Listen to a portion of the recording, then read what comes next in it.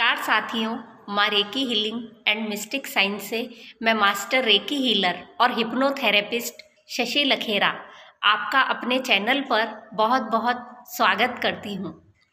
साथियों, आज हम बात करने जा रहे हैं फॉरगिवनेस की, अर्थात क्षमा की। साथियों, रेकी में क्षमा करना और किसी की क्षमा का पात्र होना बहुत बड़ी बात होती है। क्षमा के द्वारा आप खुद की सेल्फ हीलिंग पावर को बढ़ा सकते हैं और खुद को अच्छी तरह से हील कर सकते हैं। साथियों, क्षमा हमारे प्राचीन समय के जो लोग थे वो कहते थे कि आप क्षमा करो और आगे बढ़ो।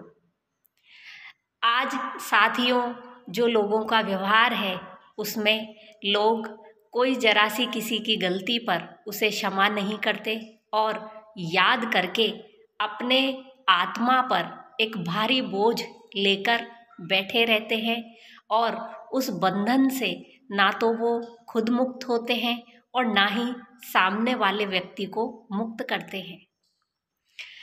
साथियों, क्षमा अगर हम किसी व्यक्ति को करते हैं तो हम तभी खुद भी क्षमा के पात्र बनते हैं।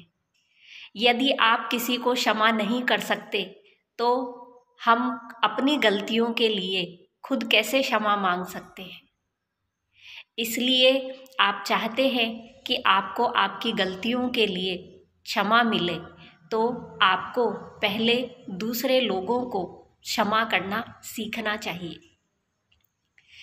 किसी भी एक व्यक्ति की किसी छोटी या किसी बड़ी बात पर अपना जो दुख होता है, अपनी जो भारी ऊर्जा होती है, उस पर अपनी आत्मा को दबाकर रखना खुद को तो दर्द देता ही है, साथ ही साथ इसके कारण सामने वाला व्यक्ति भी बहुत परेशान रहता है। क्योंकि जब आप किसी को क्षमा नहीं करते हैं तो आपका उस व्यक्ति के साथ एक एनर्जी लिंक बना हुआ रहता है। आप कंटिन्यू अपनी तरफ से उसे एनर्जी सेंड करते रहते हैं, मैं तुम्हें क्षमा नहीं करूँगा, मैं तुम्हें क्षमा नहीं करूँगा, और इस तरीके से जो सामने वाला व्यक्ति है उस तक ये एनर्जी कंटिन्यूअसली पहुँचती रहती है। साथियों, कोई भी एनर्जी का जो लिंक होता है उसको तोड़ने के लिए आपको एनर्जी की ही ज़रूरत होती है। तो आप अगर किसी को क्षमा नहीं करते हैं तो आप अपनी एनर्जी के द्वारा इस लिंक को नहीं तोड़ पाते। आप सामने वाले व्यक्ति को जब क्षमा कर देते हैं तो आप महसूस करते हैं कि आपकी आत्मा बिल्कुल हल्की हो गई है और बहुत ही एक सुखद एहसास आपको आ रहा है, हो रहा है। साथियों, जो लोग अपनी आत्मा पर इस तरह का बोझ रखते हैं, उनकी आत्मा उनके इन कर्मों के कारण बहुत कमज़ोर हो जाती है और जितनी कमज़ोर आत्मा होती है उस पर उतनी ही छोटी बात का भी बहुत ज़्यादा दर्द होता है। रेकी में सभी रेकी साधकों को क्षमा करना सिखाया जाता है ताकि वे दूसरे लोगों को उनकी छोटी बड़ी गलतियों के लिए क्षमा करें और कार्मिक बंधनों में ना बंधें। क्योंकि अगर आप मानिए कि आज आपने किसी को किसी काम के लिए क्षमा नहीं किया और मान लीजिए उसी समय उस व्यक्ति की मृत्यु हो जाती है तो ये बंधन अगले जन्मों तक चलता है। उस दूसरे व्यक्ति को भी उसके कारण अगला जन्म लेना पड़ता है और उनका वापस से यही कार्मिक कनेक्शन चलता है। ये बंधन तब तक रहता है जब तक वो व्यक्ति उसे क्षमा ना कर दे। इसलिए हमें अपने दैनिक जीवन में हमेशा दूसरे लोगों को क्षमा करना सीखना चाहिए।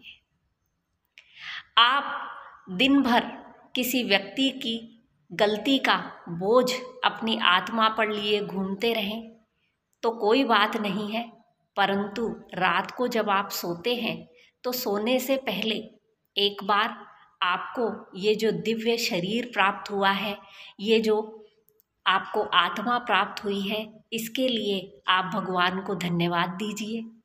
और अपने बुरे कर्मों के कारण जो कि आपसे जाने अनजाने में हुए हैं, दिन भर में आपने हो सकता है किसी के साथ कुछ गलत किया हो, आपको नहीं पता, लेकिन ईश्वर के पास इसका हिसाब किताब होता है। तो आप रात को ईश्वर से प्रार्थना कीजिए कि मैंने जो कुछ भी जाने अनजाने में पाप कर्म किए हैं, गलत कर्म किए हैं, उनके लिए मुझे क्षमा करो। और साथ ही साथ आपको खुद को भी जाने अनजाने में जिन लोगों ने आपके साथ गलत किया है, आपके लिए किसी भी प्रकार की कोई नकारात्मक ऊर्जा मुक्त की है, तो उन्हें क्षमा कीजिए। साथियों, जब हम किसी व्यक्ति को क्षमा करते हैं तो हमारा जो यहाँ थर्ड आई चक्र होता है ये खुलता है, क्योंकि आपको जिस व्यक्ति ने कुछ गलत किया है या आपके साथ कुछ गलत कहा है, सुना है, जो भी है, तो वो व्यक्ति निरंतर आपके थर्ड आई पर यहाँ पर कंसंट्रेशन में रहता है। आप ना चाहते हुए भी उसी की तरफ अपनी ऊर्जा भेजते रहते हैं और वो व्यक्ति आपके यहाँ थर्ड आई पर स्थित हो जाता है। जैसे ही आप उस व्यक्ति को क्षमा करते हैं, आपका थर्ड आई चक्र खुलता है और आपको बहुत अच्छा फील होता है। और जैसे ही आप सामने वाले व्यक्ति को क्षमा करते हैं, आपका हृदय एक बहुत करुणा से भर जाता है, आपको बहुत अच्छा फील होता है। इसका अर्थ होता है कि आपका इसी समय हृदय चक्र भी खुला है।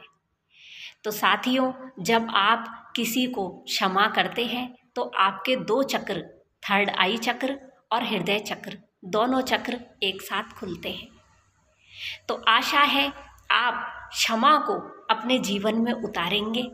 हमारे जो जैनी लोग होते हैं, जैन लोगों में एक क्षमा वाणी पर्व मनाया जाता है। उसका कारण यही होता है, वो पूरे साल भर किए गए जो भी जाने अनजाने की गलतियां हैं, उनके लिए वो क्षमा मांगते हैं और उसी समय अपना थर्ड आई और हृदय चक्र ओपन करते हैं।